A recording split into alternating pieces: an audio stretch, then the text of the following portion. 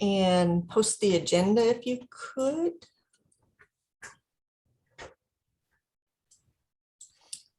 Let's see. So do we have any announcements?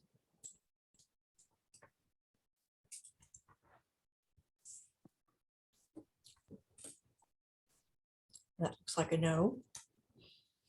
Okay, so new business. Just to let everyone know that we will be sending out soon a link to Koha-US members for a vote on some bylaws changes.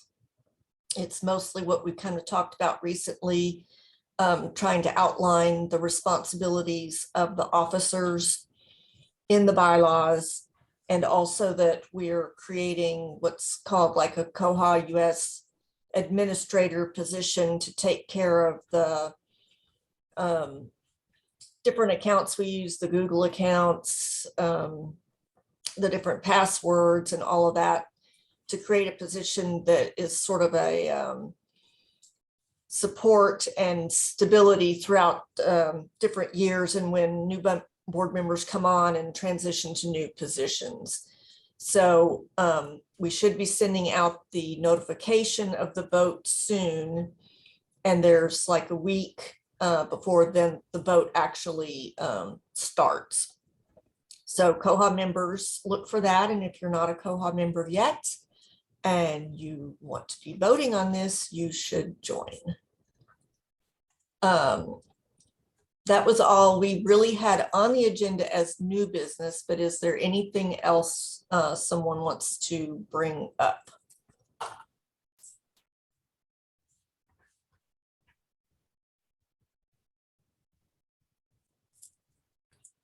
Okay, so committee updates. For the conference committee, the presentation proposals have closed.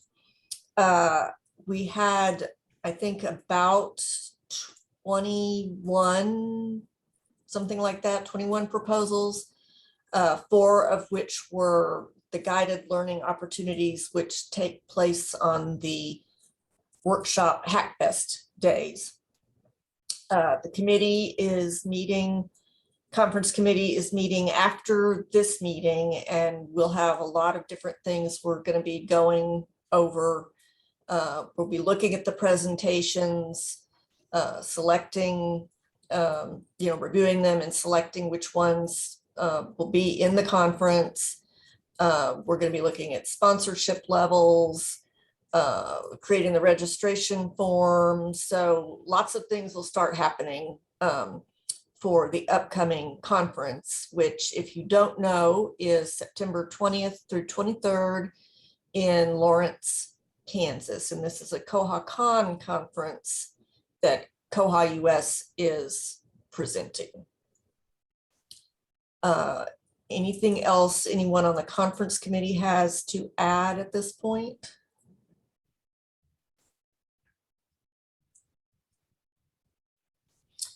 Okay, so Christopher, Development Committee. Development team did not meet this last month because I was busy having a vacation. I know that the developer has been working on submitting their final tests on the patch. They've been working with Owen to get that done. So as soon as they can get that submitted, I think they will be finished. So we're just waiting for that final submission. That's it. Okay. Education Committee. Is George here? I don't see George. Anyone else? He's here. George just got here. Oh, good.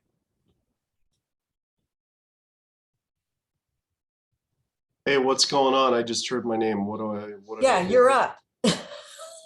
I'm up to what? We're already at Education Committee update. Oh We crap! tell I'm him what not. we Give me a minute. did we tell him what he's in charge of now? So we'll give George a chance. How about Finance Committee update, John? Things continue to go well. As of the end of last month, we're at 37 members. And if you've had a chance to review the Finance Committee, report, well, we continue to remain financially viable.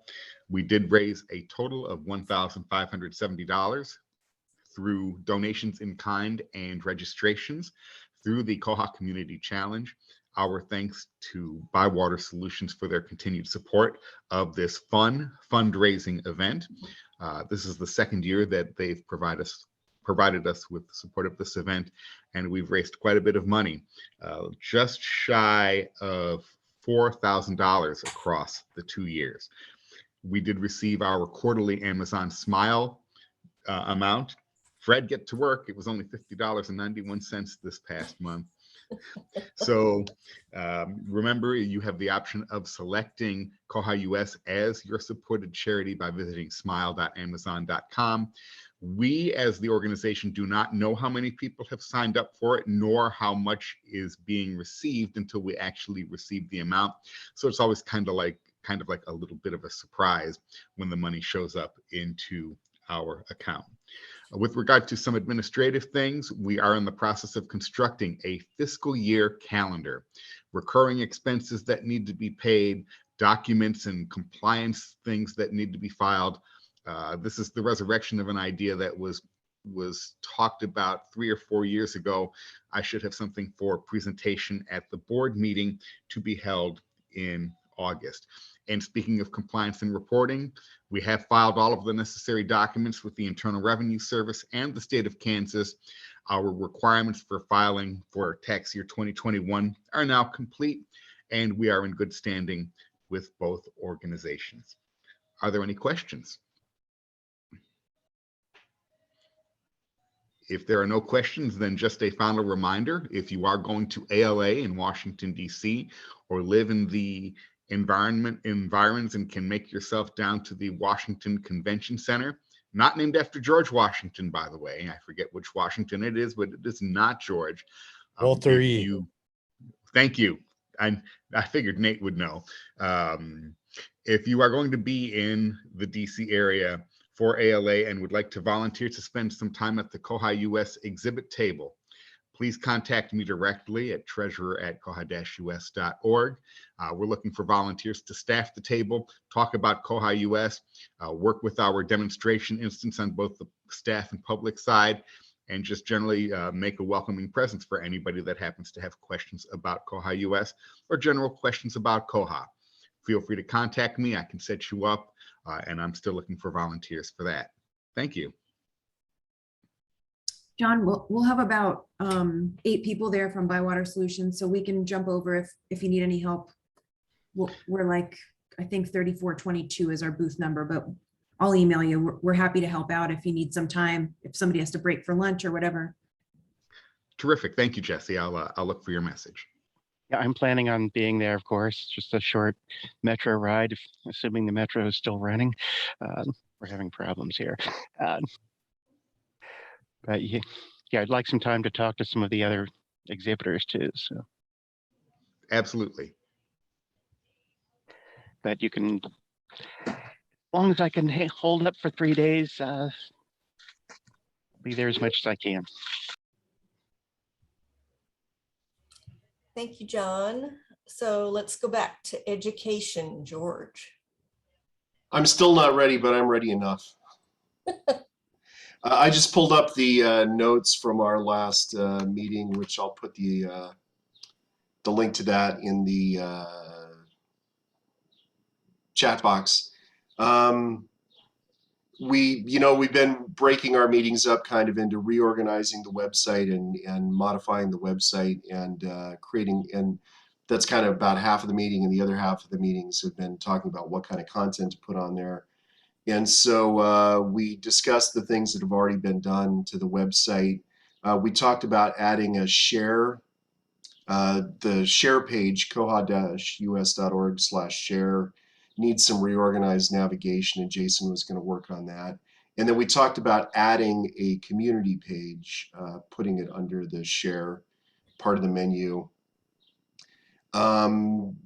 We had hoped to hear more about Koha skills collaborators, but Christopher was on vacation last time around, and so he's kind of taken the lead on that. And so we didn't have any progress there. And then we talked about some content to add, and so that was pretty much the whole meeting. A good part of the meeting was Christopher's not here. We really need help from him on that, because that was something he agreed to do, and he's off in Disneyland having fun. So the good news is that I won't be at the next meeting. I don't think, actually I will, never mind. My vacation isn't going to interfere with the next education meeting. So I'll see anybody that wants to come. The next meeting for the education committee will be at 10:30 on the 15th. 10:30 Central, I guess I should say. It's 11:30 Eastern, 9:30 Mountain, 8:30 Pacific. Any questions about the education committee?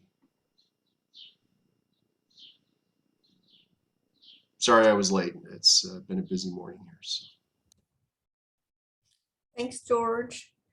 And of course, fundraising committee does not have a chair. So if you would like to chair the fundraising committee, we always welcome anyone who would like to step up.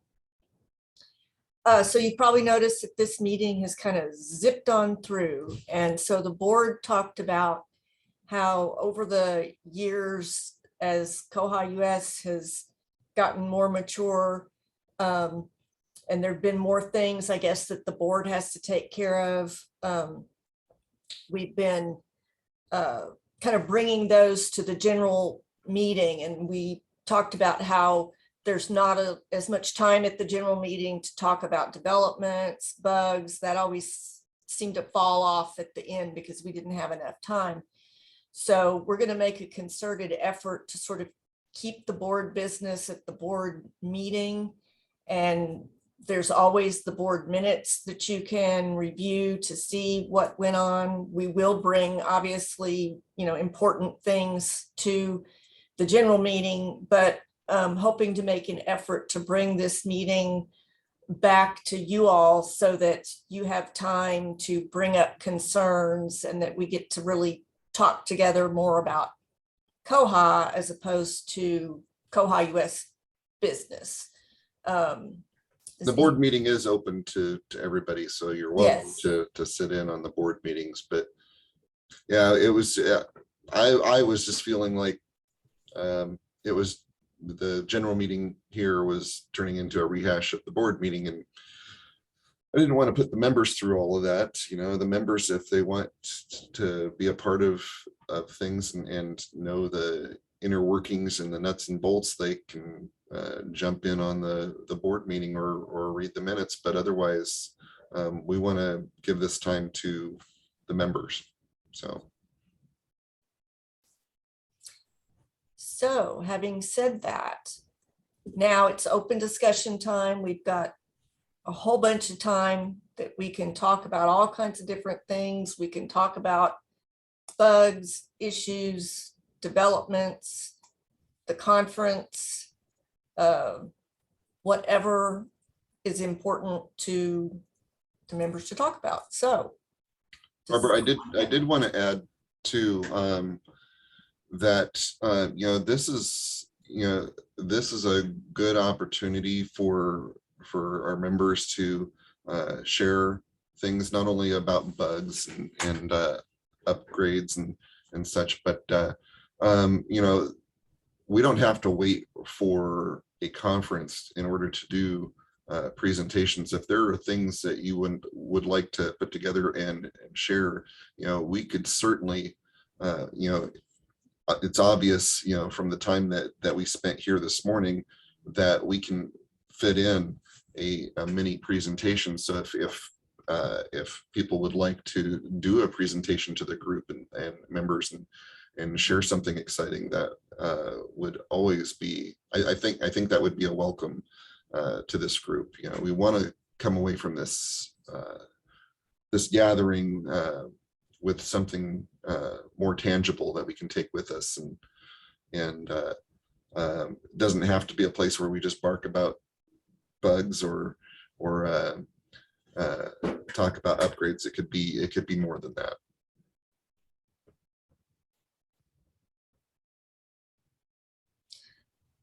And speaking of upgrades, upgrades are coming fairly soonish. Some of the early adopters have been upgraded already. And what is the schedule for upgrades for partners?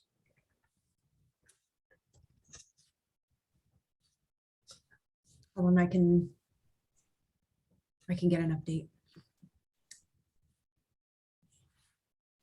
I know that our test server was upgraded in the past week. Ours was too. Did that go?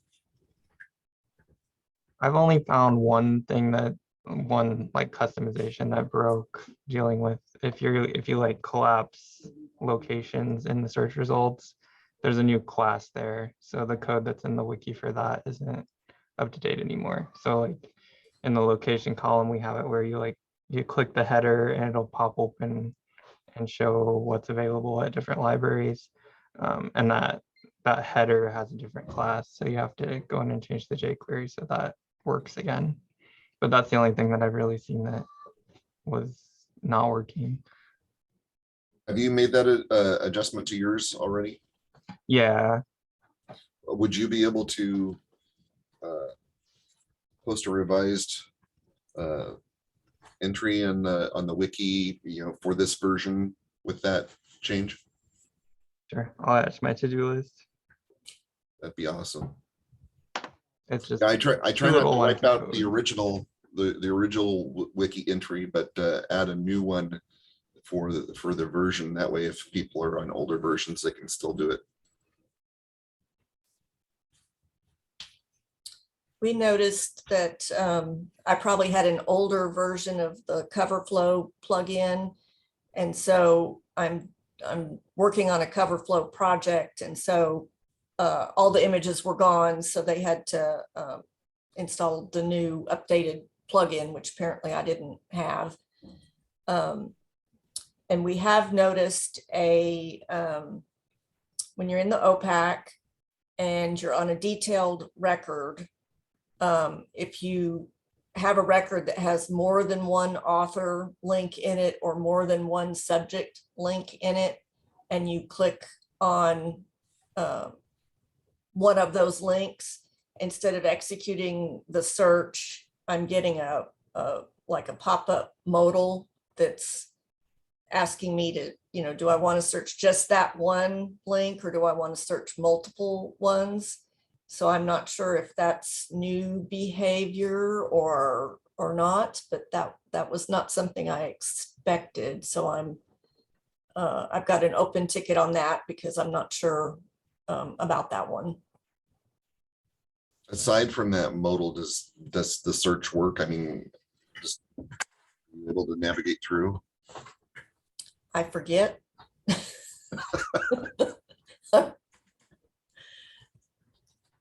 We've had kind of an interesting start to summer reading club here. So I've had some weird days.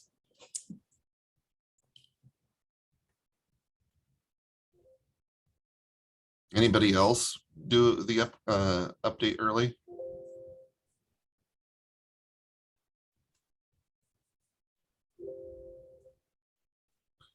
We need more early adopters here. Well, I was just checking my test server, and usually our test server is an early adopter, but it hasn't been updated yet. So.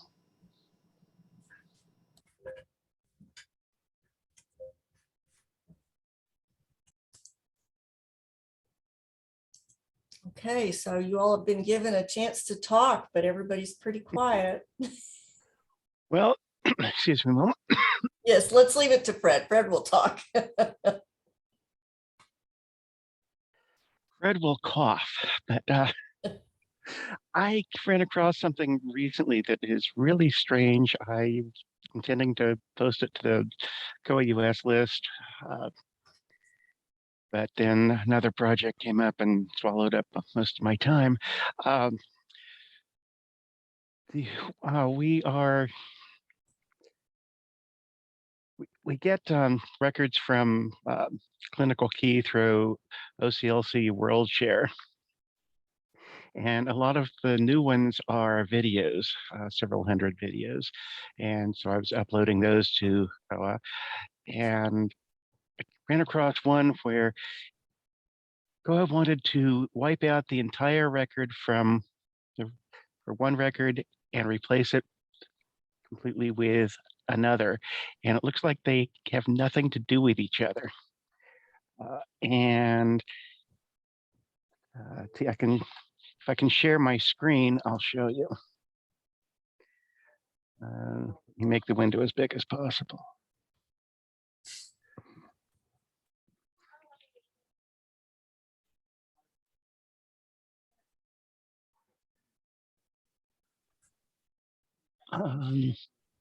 No, that's not it. Try again.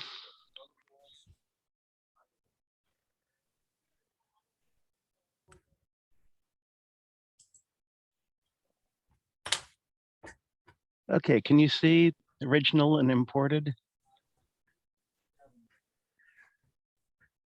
Yep. Does anyone have the foggiest idea of why it wants to wipe out everything in our box Wilderness Medicine and replace it with a short video on diarrhea? Hey, this is a medical library, okay? The only thing I can think of is that you've got some kind of matching rule that's matching on something in the record that's telling it that these are the same records, and that's the only thing I can think of, is that there's some kind of bad matching rule being applied here. Yeah, that's what I thought. I think I usually match on 020, and looks like there's not one in either. Well, that would be a match. The 020 is the same on both of them. But there isn't one, I don't think. Yeah, which is why they match. Ah. That sounds crazy, but it's probably true. We'll take a look. Thank you.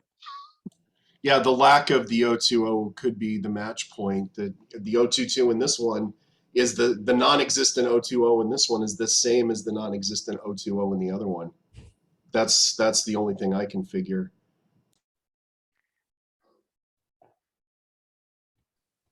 Do you have any other records that have a blank 020 or don't have an 020? Not that I know of. I think all the videos don't. Yeah. But haven't had any yeah, that's the only record that Koha really wanted to wipe out entirely. I've had to re-upload some of the videos and it didn't happen. Yeah, I'll take a look. Thank you.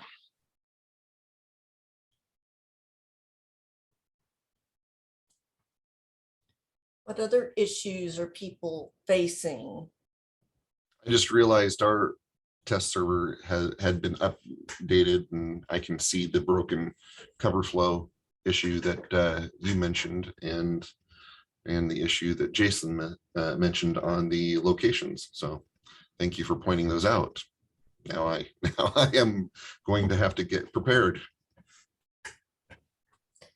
I also noticed with the cover flow issue, I was in the OPEC main user block, and I figured, the cover flow is not showing because I've done something wrong, and so I'm going in there to look to see, is there something I need to correct or something. And I was coming across what felt like weird editing issues. I was trying to highlight certain things or move things around, take things out. And it was, I think the problem was there were like these hidden white spaces in the code. And so the cursor was not, when I would go to delete something and I had my cursor in a certain place and I think I'm deleting something, it would delete something further on down in the code. So I don't know, it was weird. And I don't know if there was, I went in and finally took out all the hidden white spaces that I could find. And it could be just something at our site, but that it felt odd. So I don't know if anybody else will encounter something like that.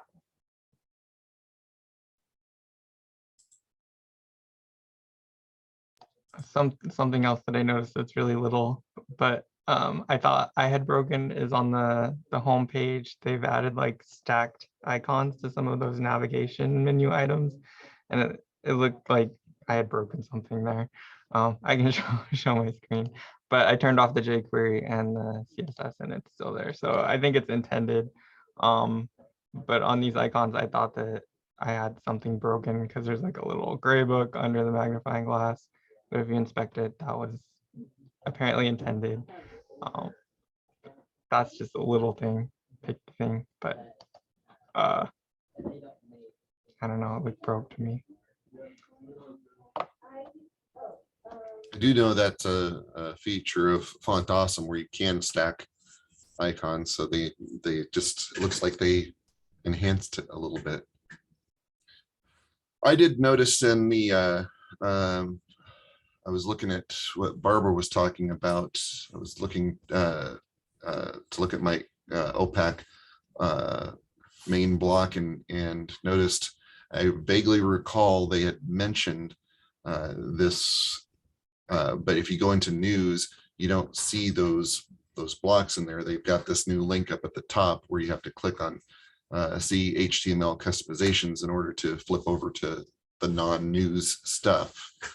So yeah, there's also a link on the main tools page for it. So you can go into news or you can go into HTML customizations, which is nice. I'm glad that that got broken out of it finally. Okay, cool.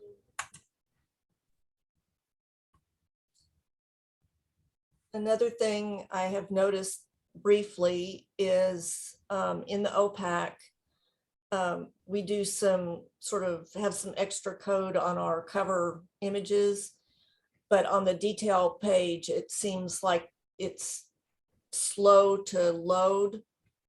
And I know that area got changed up a little bit so that I think if you have multiple cover images, so if you have some, like we use synthetics, but if we had the other things turned on and you could see multiple covers, I think you're able to, move through the different covers.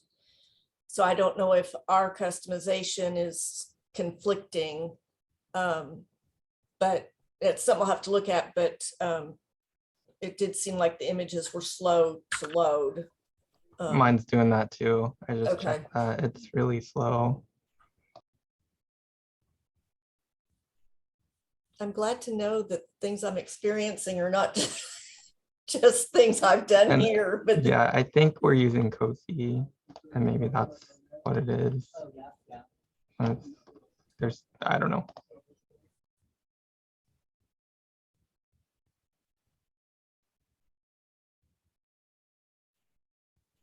I don't know if it's because it's building that and then revealing it, so it might, instead of popping all this stuff up and then condensing it like our menus have done in the past, where or if you had tabs and it would stack everything and then it would rebuild it and format it the way you want it to look. It may be that it's being hidden while it's loading and then revealed when it's finished formatting. So that might be the delay.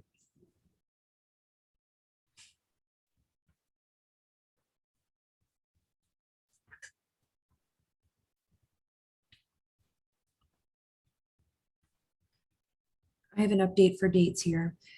It looks like early adopters will get moved to production the last 2 weeks of June, and then the rest of our partners will start in July. And Margaret said that there'll be a message going out to everyone about the updated schedule too. And y'all Ditto. have a nice website that's all about the upgrade that people can go to. It kind of collects everything, which is great. Did I miss Bywater's webinars on the next upgrade? They're coming up in 2 weeks. Here, I'm going to put some links in the chat box so you have these handy, and this lists everything. The one that has all of the webinars, and then of course the one that has a breakdown of all of the release notes and then by topic. I still had the webinars link up because I hadn't registered yet. So I did that this morning.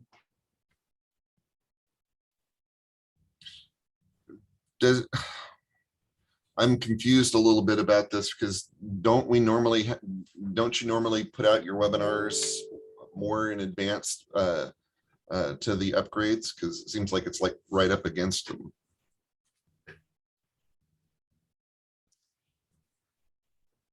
I believe early adopters go live before the webinars start, and then it's usually about a month after the rest of the webinars happen. So I think the first week of July is the holiday, so I'm sure that it'll probably not be until like the week of the 11th that upgrades really start.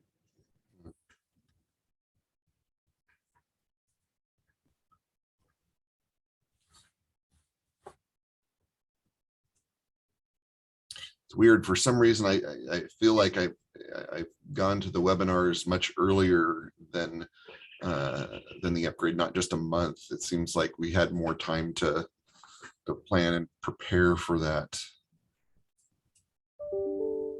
But I could be mistaken.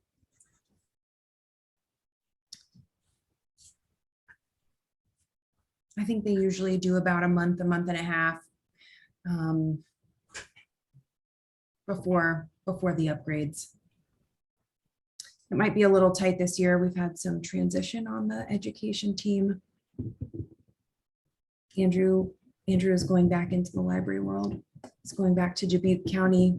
So I know, but it'll still be, Dubuque County is on Koha. So Andrew will still be in the community. I know, believe me, we shed a lot of tears yesterday at our team meeting. A lot. But Bob's gonna rope him into Koha-US. I'm already starting to cry now just talking about it. I think Heather's about to shed some tears there too. Yeah.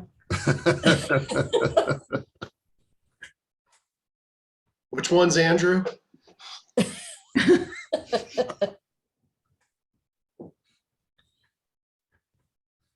We don't talk about Andrew.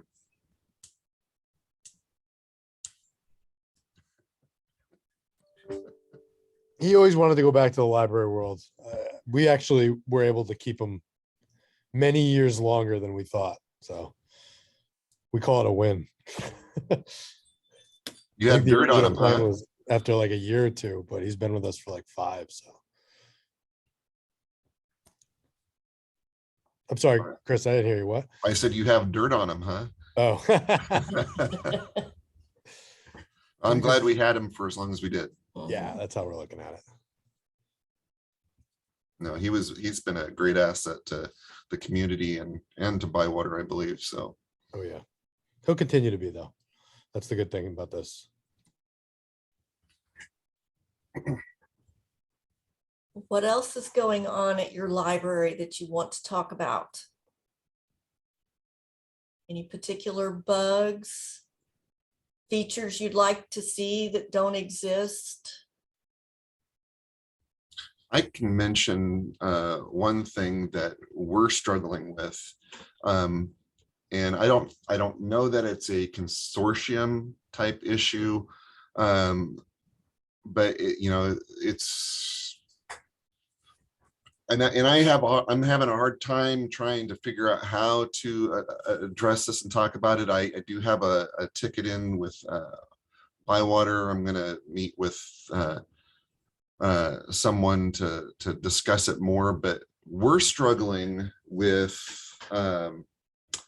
lost items. The biggest, and it's kind of growing slowly. We have some settings where we can determine how people can interact with lost items. And forgive me because words are failing me at the moment to come up with the settings for this, but we're having an issue. We're having a constant struggle with lost items, either when they're removed from patron accounts, it's not removing fines or the fees with those lost items, or if we do some settings to do that, to make sure that those fees are being removed, it's causing other issues. It seems like we have one particular setting that we set with those lost items, whether or not people can, when they change an item status, whether those fines are removed or it's removed from the patron account, it becomes a sticky mess with those fines and fees, where they don't get removed when we want them to, and they get removed when we don't want them to. This seems to be ongoing issue, because there are times when we want to be able to remove an item from a patron account and have those fines and fees stick to the account, but we have to remove the item because we have to remove it from the system. We're replacing the item, various reasons. It's been in the system too long and there's no reason to hold on to it, but we still want to hold that patron accountable for it. And so we want to be able to remove items at times and have those fees stick, but we're also running into times when we want to be able to remove those items from the patron account and those fees stick. And so that seems to be an ongoing struggle that we're facing in Koha right now. And like I said, it seems to be growing a bit more. We're also, dealing with the challenge of, this is compounded by the fact that we have libraries that have these lost items transition over to collections. And when they transition over to collections, this becomes more of a sticky process if those fees disappear when they're not supposed to. We've tried to find some solution. We're still, throwing around ideas about changing the status to something like collections, where that item can't be removed from the patron's account without, some certain process, or the fee can't be removed without that process. But it becomes a problem with the collection agency if that fee is removed. And part of that, again, goes back to, if we're removing the item from the account because the item no longer exists, but that person's being held accountable for it. It's almost like what we need in Koha is for a setting in there to deal with collections, where we can specify, okay, if things, sit for a certain amount of time, they have these fees, that it gets untied from the account, but those fees stay on, or the charge is copied, so it's not tied to an item anymore if that item is removed. But we have this limbo with collections where it's a little challenging to manage items that have gone to collections and retain those fees. So that's one of the big issues that we're wrestling with right now.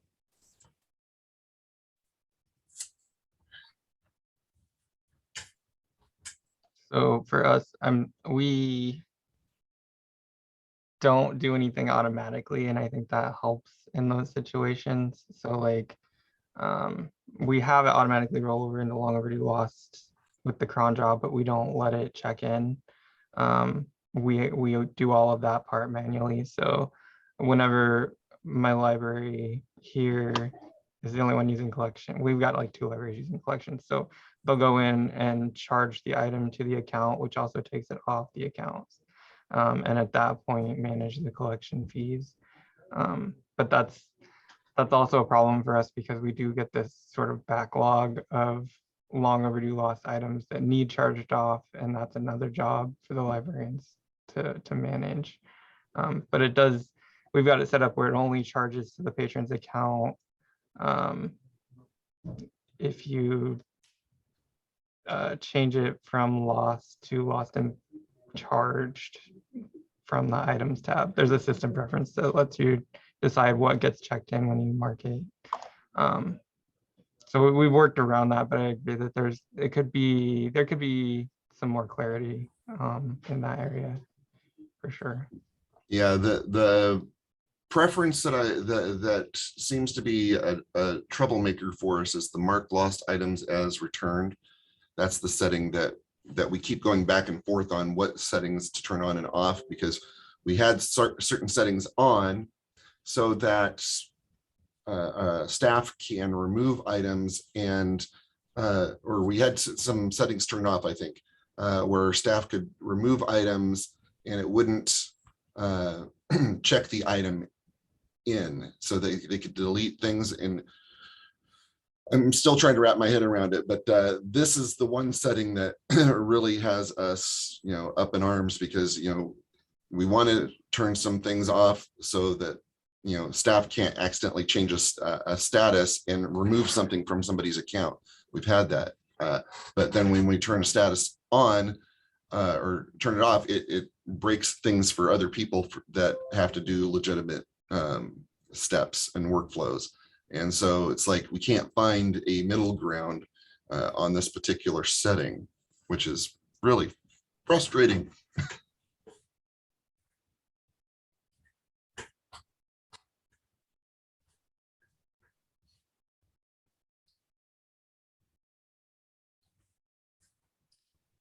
Okay, anyone else? We've got another 15 minutes or so to talk about Koha.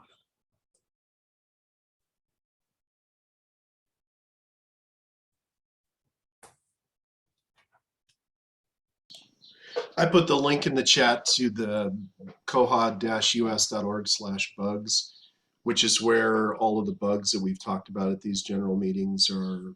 I always try to keep track of them. So if anybody has anything they want to add to that list or anything on that list they want to talk about, now's a good time to speak up.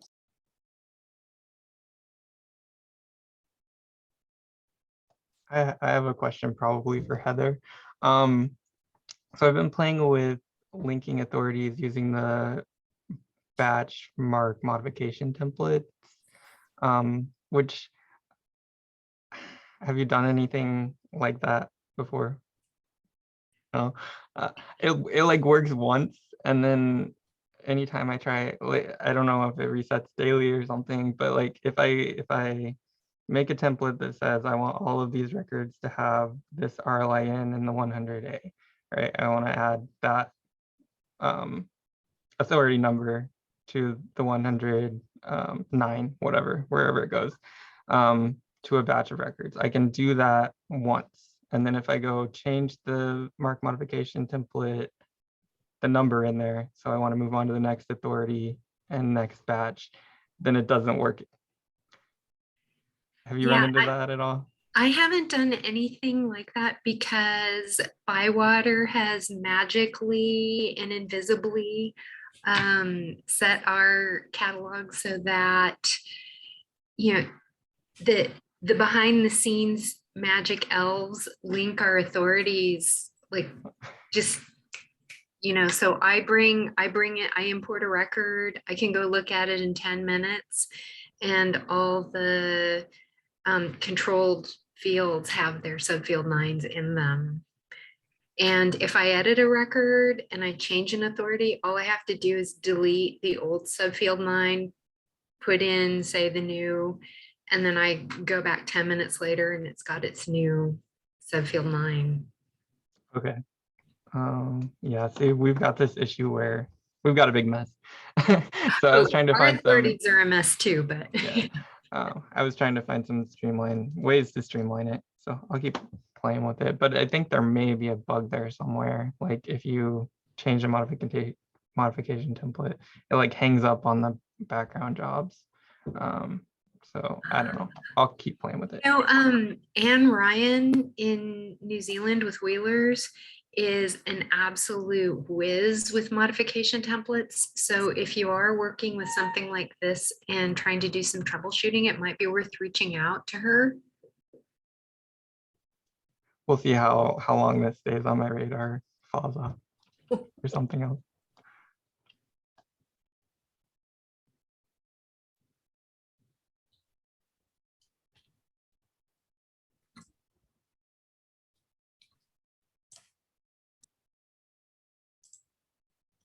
So what else is going on? What would you like from Koha-US?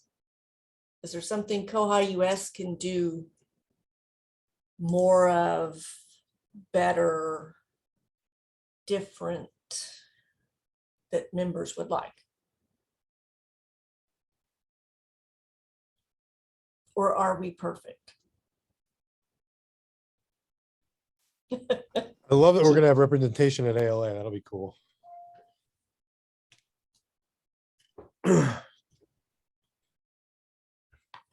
Just Look out of forward- curiosity, how many people have signed up with you, John, to volunteer for helping out? So far, Fred's intention and me, nobody else has signed up yet. And I believe we probably would have had more. The original plan, of course, was Chicago, and I expect we might have had a few more people if this were in Chicago, but it's not. That's next year. So this is the first conference that we're getting at like that. So y'all get to Yes. see how we got to deal with the exhibitor side. Welcome. I don't to know whether I'm hell. looking forward to that or not. You get to pay $700 for an internet connection for 2 days and $1,200 for a chair. I mean, we would volunteer people to sit at the booth, but I don't, and you know, if you guys want that, we could probably get someone there. But I'm afraid of kind of confusing people. We don't want Koha-US to be Bywater. You know what I mean? So just think about it. If you need someone to fill in, we'll have a lot of people at ALA and we can send someone over as a backup, you know. Thank you for the offer, Nate. I'll Yeah. be talking to Jesse. They'll wear their librarian hats instead of their Bywater hats, you know. I did mention to Jesse that the education committee did upgrade or update did upgrade the brochure. So the brochure, you'll know it's the update because the colors have been changed. The Koha logo has been updated to the Koha-US logo. So that'll be the most current brochure. Awesome. Yeah, we'll be happy to put a stack of those in our booth too, if you guys have extras.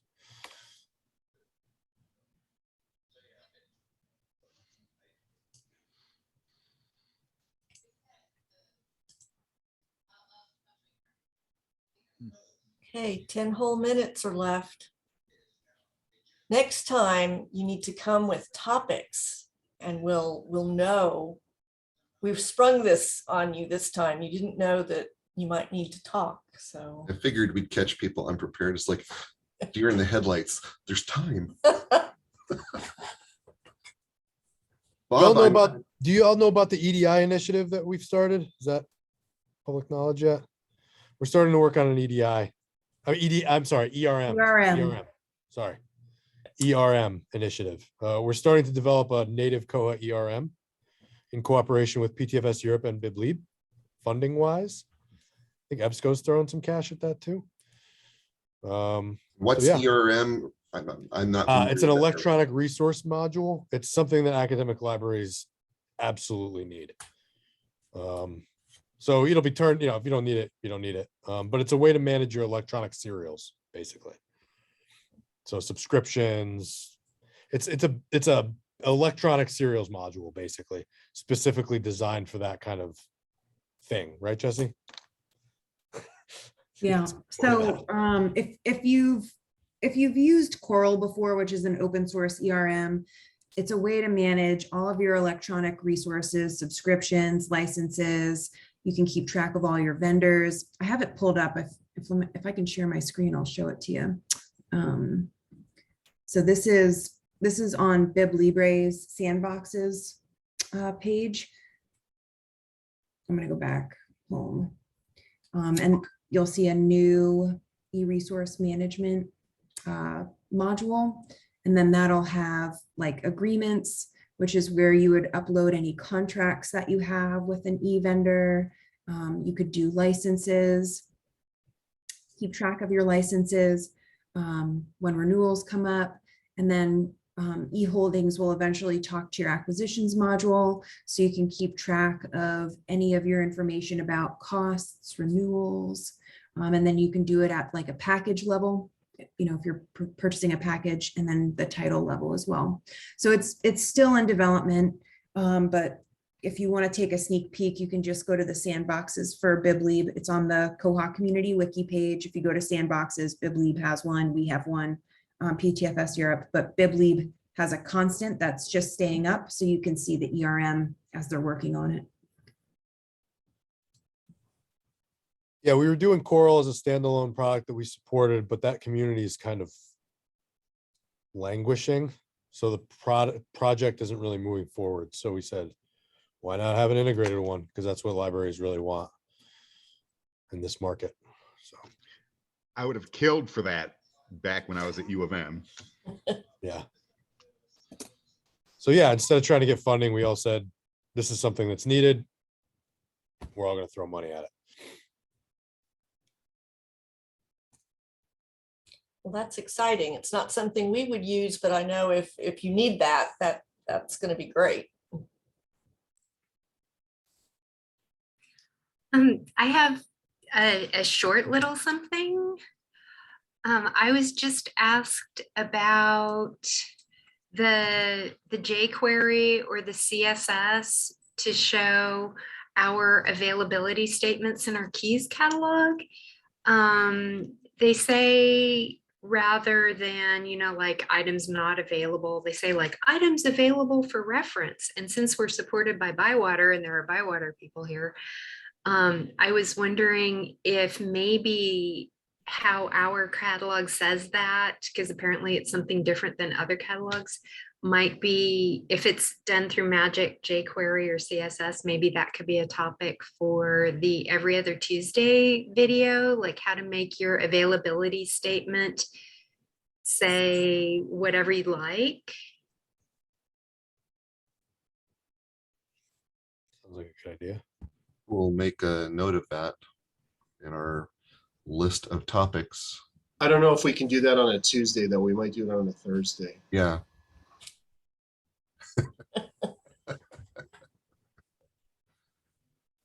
Oh, we could do a special one. All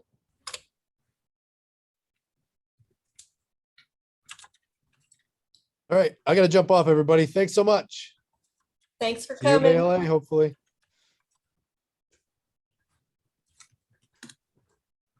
So it sounds like we're going to wrap up early unless anybody else has anything. And remember, next time you can bring any topic you want to talk about. We're going to try and make time for members. If you'd like to do a mini presentation, let us know in advance so we could carve out some time for it. Sounds good.